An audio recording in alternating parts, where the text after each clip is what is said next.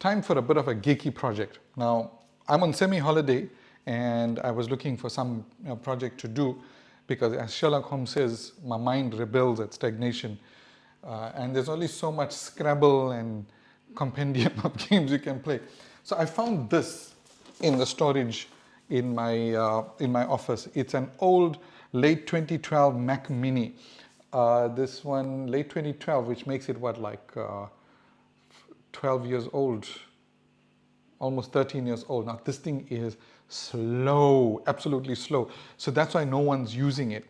So I decided to give it a new lease on life by installing Ubuntu Linux on it. And yes, it's pronounced Linux, not Linux.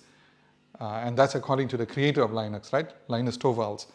So, so I'm going to install that on this because I saw online that even on these slow Macs, even if you update it, I mean, I think there's 1 or 2 updates that are available for it, but definitely not to the latest versions of Mac OS.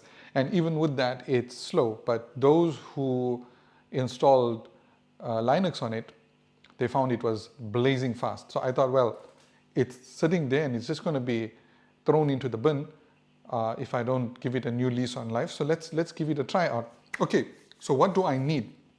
Obviously, my computer and a memory stick. So they said go for a 8 gig, but I went 32 gigs. I mean, this is all I could find. And it's nice to have a bit of overkill. Obviously, keyboard and mouse. With this, I don't have a mouse. So I've got this touch screen here. And I'm ready to go. So what I did was, firstly, to download the latest version of Linux. Now, I'm not sure if the latest version is going to work, but why not? Why the heck not? Let's just try it out. So I'm downloading the latest version of Linux. And the next thing is I used Berliner Etcher. It's an app called Berliner Etcher, which you can download from their website. And I used that to to transfer Linux to this. I mean, you can't just copy and paste it.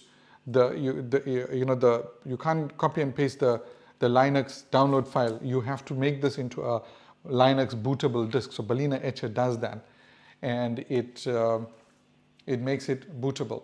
And then what I did was I connected the Mac, which I had to use this cable. Even the cable is lost, the cable that came with it.